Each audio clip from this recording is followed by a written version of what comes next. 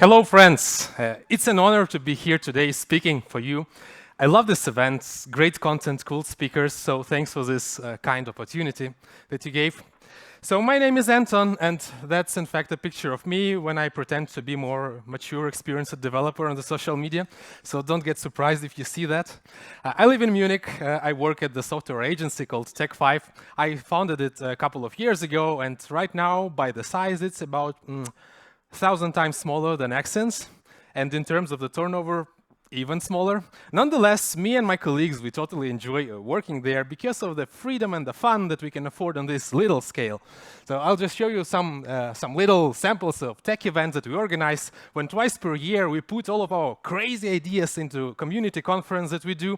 And we don't care about the budget because it's not our main business, we just care about the fun. And I'm convinced that that's maybe the main reason why can we hire brilliant people work for such a small company.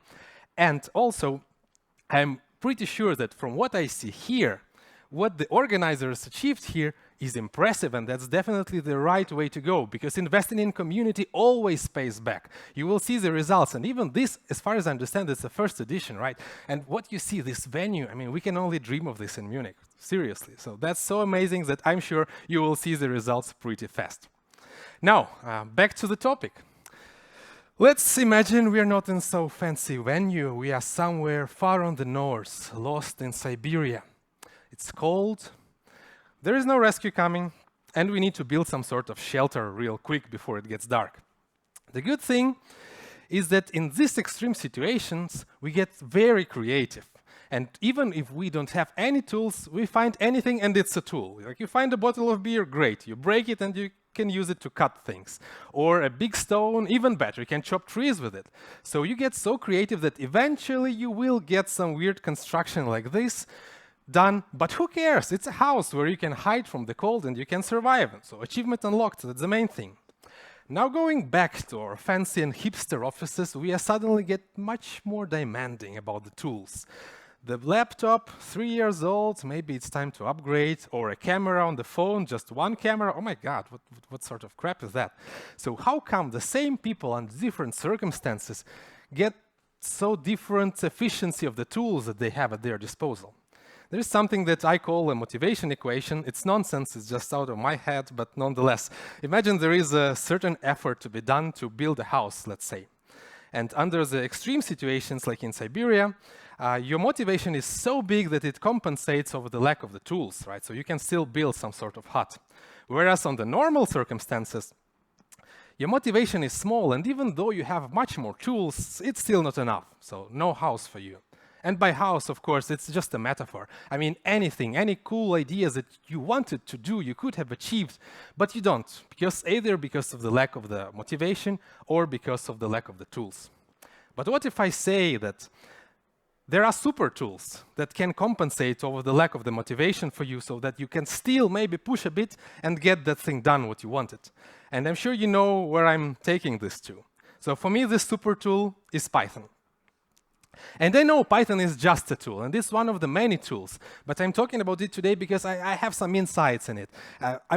Some time ago, I was invited to join the Python Software Foundation as a fellow member, so I see the internal work as well, and I do these decisions, and I see that every decision taken is aiming just for one goal, to make Python more affordable, more open to everyone. And you see also the results of that, because Python is running literally everywhere, like from tiny IoT devices running MicroPython.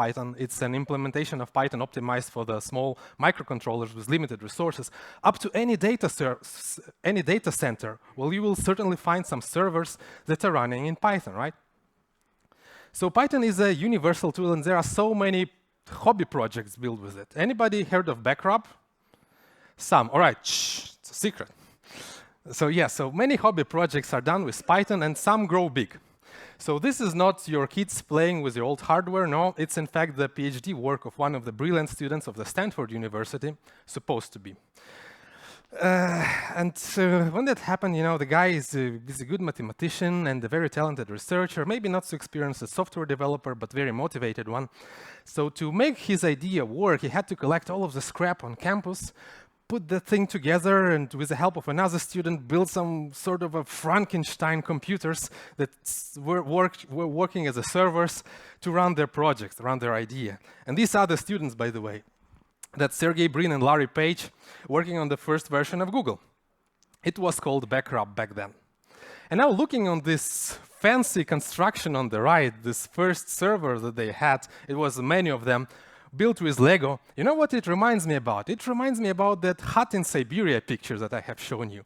Like, how can you build something that can crawl the whole internet, and back then it was already millions of the websites, efficiently on this sort of hardware with very, very limited experience in software development? Would that be possible with any other language except of Python?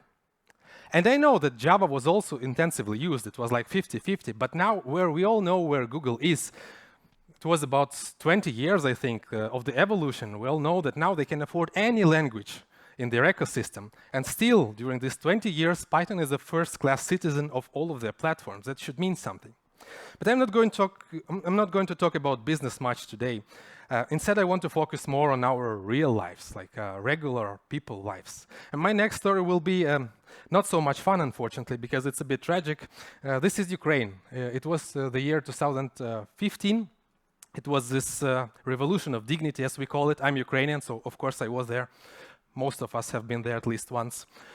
And this thing was huge. Perhaps it's not so relevant for France, so I'll just remind you, it was up to 800,000 people during the peak times there protesting on the square against the corrupt government, and about 10,000 people that were living there permanently. And we've been living in tents, and each tent has a purpose. Like, most of the tents were, of course, just sleeping tents. It was winter, it was damn cold, didn't help much to have a tent, but at least something. Then there were, of course, like tents for the kitchen, for the hospital, for the treasury. That's where I worked. And there was also an IT tent. And many people were a bit skeptical about the IT tent. Like, on the event like that, why would you need a Wi-Fi or whatever other thing they were building? Including myself. I was skeptical about it. But I was wrong. So although they didn't do much in the course of this revolution, they show that the IT people, who are usually, you know, more of people who like to go to war on their couch on Twitter, they have proven that they can stand up and fight for their rights as well offline. But the main thing that they did was not during the revolution, was right after the revolution. When the corrupt president has escaped to Russia, we paid a big price. We won it, but we paid a big price. So every Ukrainian knew that now we cannot fuck this up. We need to do something to keep the change running into the right direction. And the IT people, they have been very pragmatic about it. They just analyzed where is the most money lost in the country. The most corrupt field of Ukraine was back then the procurement. Corrupt government was just buying goods from themselves with overpriced crazy prices, of course, and bribes and so on. So they decided to take the experience from the West, where you have at least the pilot versions or roadmaps for the open procurement systems, and they built something called Prosoram. Translated from Ukrainian, it means transparent. And that was exactly the idea behind the system, to make it so simple and so affordable that every citizen just walking down the street can, if the street is not of such a good quality, the citizen can just look it up on the phone, who did renovate this street, how much this company was paid, what other work this company did, why it was hired, and so on. Who made the decision, who was the end beneficiary of this deal, everything like that.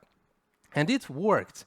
To my surprise, and to everyone's surprise, it worked, and now it saves us about $2 billion in a year, which for Ukraine is a lot. It's enough to double the salaries of all the school teachers, for example.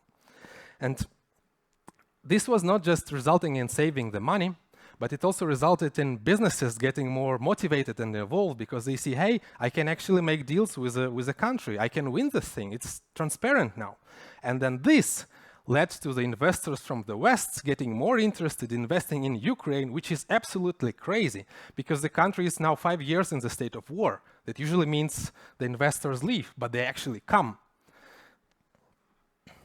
there could be no other language to do this with just a bunch of nerds except Python. I met one of the developers in the conference in Ukraine a year ago or so, and I asked, like, how did you choose your tools? He said, well, it's Python, Pyramid, and Flask, because we wanted not just to copy one of the systems from the West, we wanted to make something bigger and something more flexible, so that it's not just one centralized closed system that the country runs, but instead it's a modular and scalable system of a hybrid architecture, where the centralized part is just the database, providing some APIs. And actually, all of the auctions that are running are tailored by other companies, by local businesses that provide, for instance, the auction models serve as front ends that provide you features specific to your business field. And they compete with each other. That's what drives the evolution.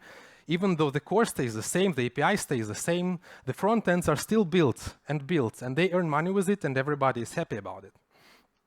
And it's open source, so every next developing country can just pick it and use it, because it's also important that not just the database is transparent, but also the source code, that you cannot have backdoors. It's on GitHub.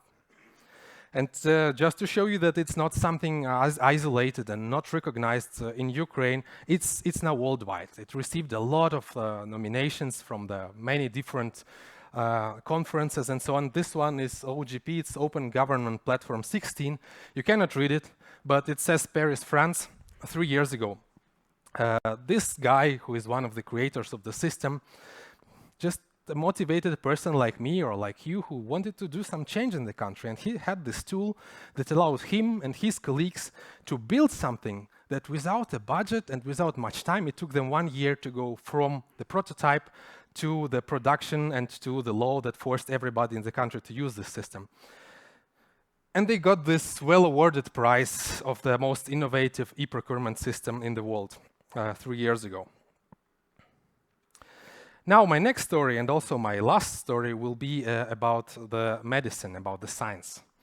And now it differs a bit from the previous two because of the potential that it can bring to the whole world. If you can even read it, you're already very good. I have to admit I practiced last night. It's magnetoencephalography. What scientists, thank you. Scientists just call it brain scanning.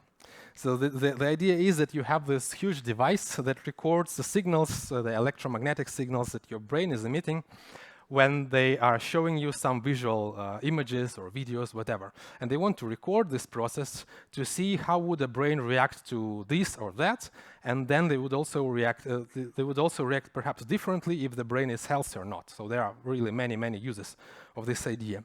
And this device exists for a very long time, and it's used also in France. I found up some companies, maybe you know them, maybe not, mostly in Paris. It's a French companies that do this sort of research. The device was there for a very long time. The problem is that it generates such a massive amount of data, that's terabytes that you have to analyze. And as they say, to be honest, the science, the studies of the brain are still a sort of a dark area for us, for everybody. So there is very, very, very low amount of guesses of what is this correlation from these impulses to the pictures that you see. So it's mostly a lot of analytical work and guessing, and having that big amount of data, it's hard to build some sort of algorithm that could sort this thing out. Until there was one package created, it's called MNE Python. That was a result of a collaboration between the scientists and, again, nerds like us, working together to make this process not only more human-friendly and easy to analyze the data, to visualize the data, and to manipulate the data, but also to make it more affordable. By affordable, I mean that it runs everywhere. So I run it on my machine. Believe it or not, I don't have time for demo, I think, but I took this screenshot last night. So this laptop is 5-year-old MacBook. Now, I cannot do much with this data, right? I don't understand a thing about it. I just know that I can download the public data set, analyze it, and see what part of the brain reacts how to a particular image shown to that person. But I spoke with people, I know these people personally who worked on that, like seriously, these are Spanish people. They do research in the university and they say it's a big deal because not every university has facilities to do this sort of research. And now, after this library is out in open source and free and public, and also the data sets are free and public, every scientist can load the data set made somewhere and maybe in the USA, save it to the machine, run this library, and can do the research. It's free. You just need a laptop and the damn library. So it made a big difference in the process of the brain research back then. And this was already a good result. This was already a good result, and I perfectly understood why they choose Python. As usual, it's a good choice for simple projects that go big, maybe in some time. Until a couple of years later, independently of that, I met a guy in Munich on our conference, and the guy works at Intel, and he said, we do the brain research. I was asking questions like, what exactly you do, just wondering if it had any connection, and yes, it had. So they used the work of Spanish and other scientists that was like 2 or 3 years older. They took the same processed data, but they used a new fancy, as we all perhaps know, machine learning algorithms to train the model to detect anomalies of the unhealthy brain comparing to the healthy brain. So they trained their computers, they cluster, and obviously Intel has much more resources than regular researchers in the university do. So they trained their model to detect brain anomalies, and they're targeting specifically the brain tumor. It has no result yet, it's just research, but there is already a result in another research. It's the Alzheimer's disease diagnosis. What they said is that you can already now, with the work that they have, with very high probability, predict the Alzheimer on the brain of a particular human 10 years before you see any symptoms. And that's a big deal. That's a big deal. So even though the brain tumor research is not there yet, we see that these little steps and these little tools and the collaboration of many little communities and many little people working ad hoc on something big can actually bring something more than saving money for the country or even running a web crawler or whatever. Like, this thing is serious. This thing can save lives. So now, concluding my presentation for today, I understand that Python is just a tool. It's not maybe even the best tool, it's just one of the many tools. But it does the job. And this, as you have seen today, it depends not on the tool, but on the people in whose hands the tool is to do something meaningful with it. And I want to finish today with a quote of a speaker, of the Rui, right? Of Rui that perfectly applies also to my talk. Life is too short, so build the stuff that matters. And I want to wish you today to find a good tool for yourself, where Python is just one of the options, a good one, but you need to find your tool and make something that will make you proud. Thank you very much.